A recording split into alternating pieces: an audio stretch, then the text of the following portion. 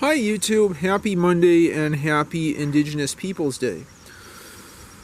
Today, in my second video of the day, I'd like to share with you the draft completion, to borrow a genomic statement / joke, of my 1985 Peugeot PH10LE mangalloy sporty beater wonder bike.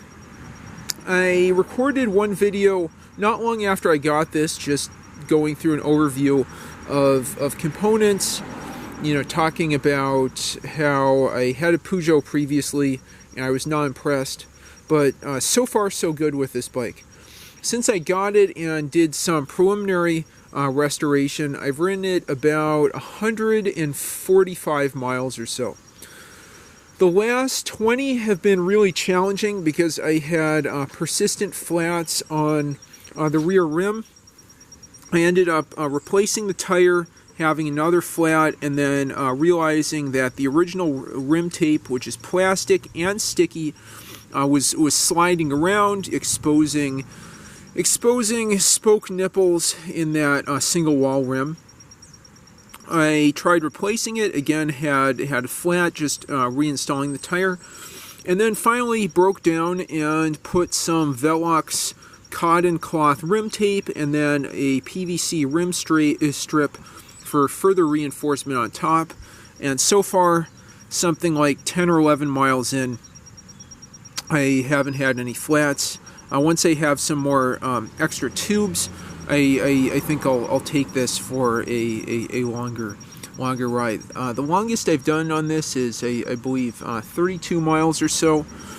I'm hoping to ride this pretty long distances, maybe to Baltimore and back. But anyway, I learned a lot from this. What I learned is, with a narrow single wall rim, you really want cloth rim tape, maybe some reinforcement on top, because when you use these 700 by 25C tires, once you get those up to pressure, they ping into place on the bead. And I think what was happening with the old tubes and old rim strip is, as the tire pinged into place, the rim strip pinged out of the way, exposed a spoke hole, and caused exposed a spoke nipple, not a spoke hole. It's not a double wall rim, leading to a rim side flat. I'll also say I would not get the super light Terravale butyl tubes for this kind of rim. I've popped something like 3 or 4 of those just in installation. Part of it was the rim tape I used, but I also think those are probably best suited to a well-covered narrow double wall rim, where you just have the spoke holes to deal with and rim strips that cover that in a flat manner, as opposed to bulging a bit over a spoke nipple. Okay, so with that said, to borrow a joke from my previous video, this black Velveeta spam steel Peugeot has really impressed me so far in 150 miles I've ridden it. I'm really hoping by the end of the year I hit about 1,000 miles. I call it Velveeta spam steel based on a joke I made up and shared with some of my cycling buddies like Chris Scoville and Jonathan Wenger, that I might not know what HLE is, other than that it has manganese in it and various other trace metals. But I do know it's the steel equivalent of Velveeta spam. I think it's definitely an underrated steel. This is the only mangalloy bike I have, and so far I've really enjoyed the ride quality. That said, I really think the geometry and the fit probably have more to do with that than the type of material. Okay, so with all those asides, let me get to what you're all wondering, what I've done to restore and upgrade this bike. So one thing I did is I put this nice, this nice gel polymer bar tape on the bars. I think the orange color matches nicely with the black and this red, orange, yellow, white Peugeot colorway. That went on super easy. Sort of ugly.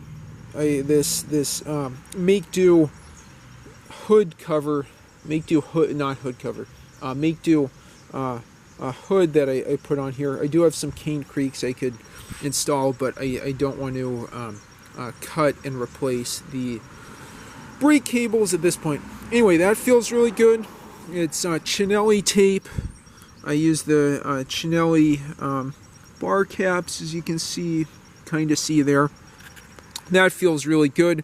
I haven't had it wiggling or squiggling like the bar tape on the chrome bars of my venerable Panasonic Sport 1000. Anyhow, that's been really good.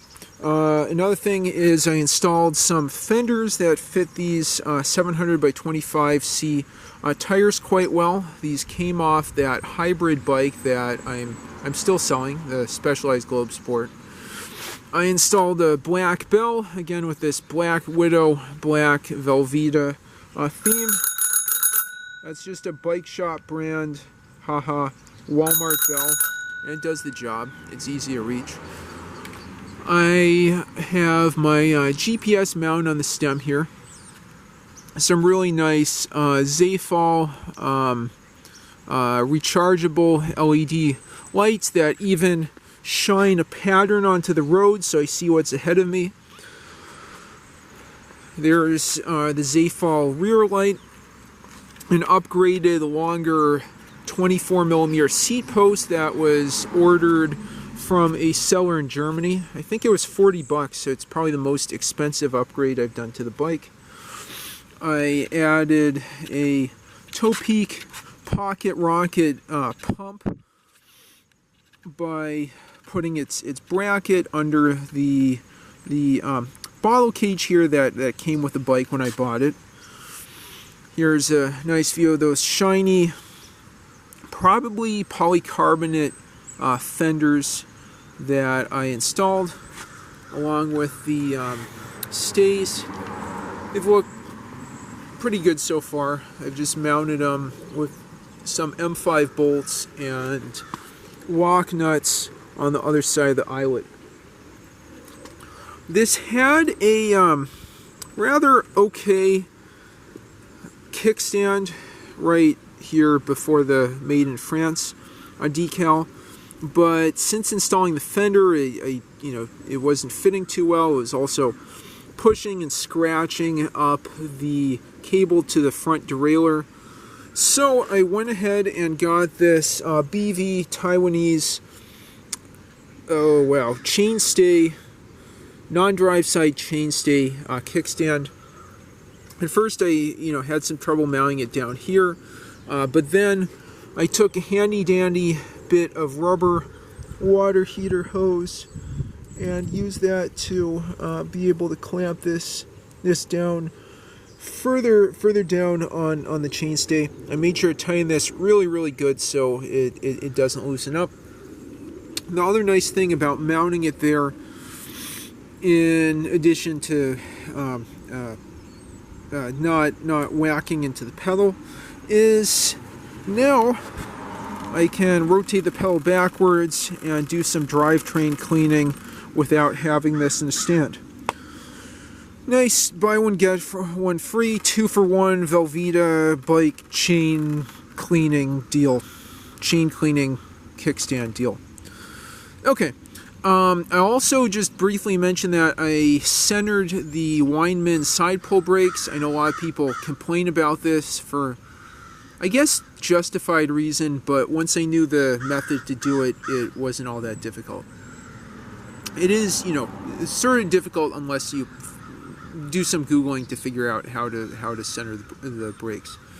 The way I did that is I had one socket on the 10mm, geez, this isn't focusing too well, on the 10mm nut on the back. I had a second lock nut for holding in the fenders, both front and back. Anyhow, so one 10mm socket on the lock nut on the back, and then I believe a 4mm socket over over that Allen key looking thing coming out of the nut on the front. I went ahead and, you know, held with my hands, held the brakes in place evenly with the sides of the rim, and then tightened down, I think from, forget if it was from the back or the front. Actually, I take that back. I had a socket up front, and then I think it was a small wrench. Either way would work. But just tightened up one side with one hand and held the brakes in place with the other hand. And very quickly after that, I had my brakes nicely centered. From that, I'll just go to something that doesn't fall from anything I just said and show you that nice Peugeot lion logo here for a few seconds. Anyhow, so I got the brakes centered. I've repacked the bottom bracket. I let that soak in some PB Blaster overnight. I had no issues with the Nervar cranks getting stuck on the spindle, which was a big relief. Yeah, I think really just that PB Blaster. I might have also used WD-40 soak was sufficient.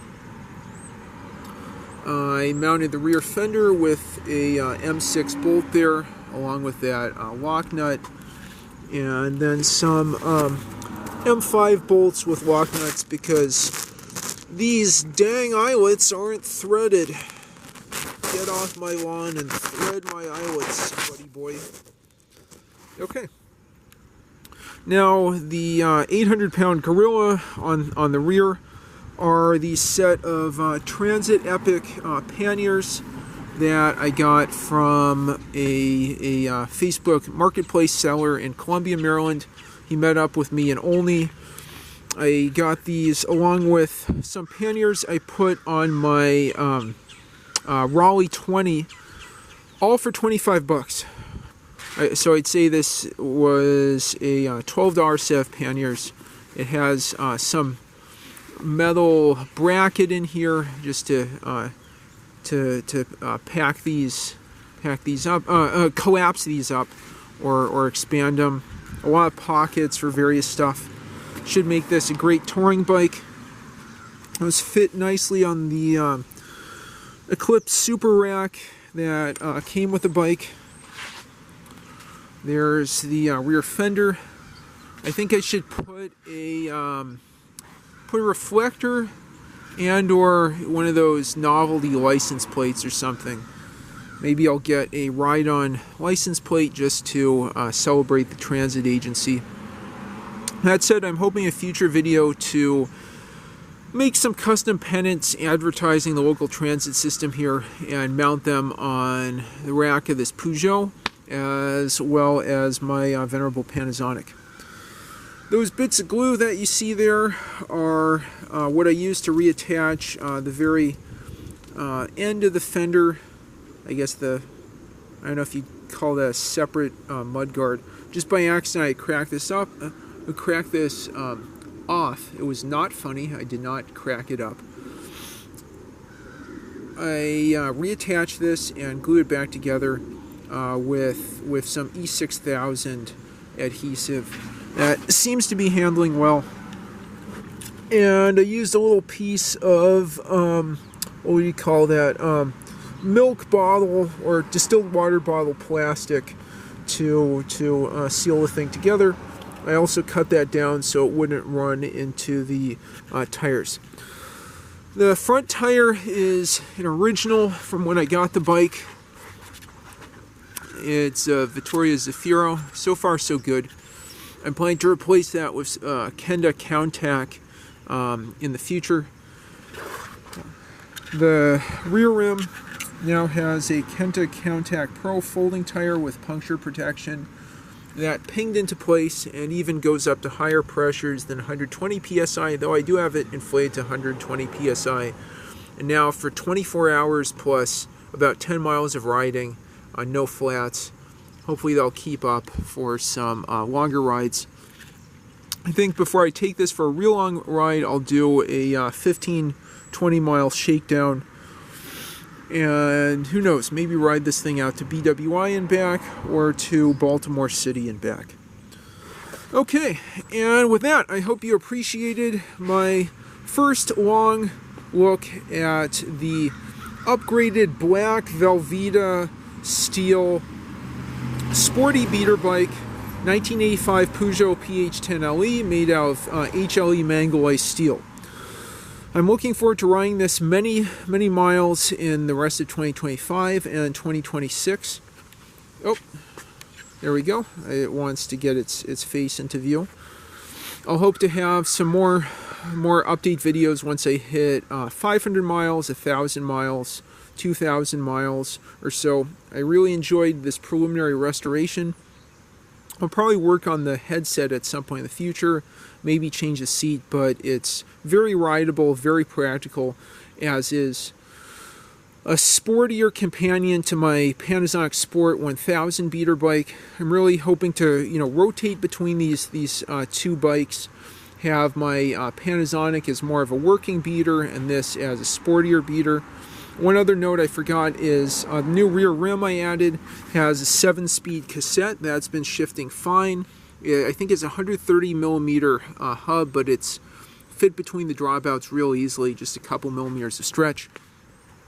So nice 14-speed companion to the 12-speed Panasonic. With that, I conclude the video. I hope you enjoyed this. If you have any thoughts, questions, or suggestions, please leave them in the comments down below.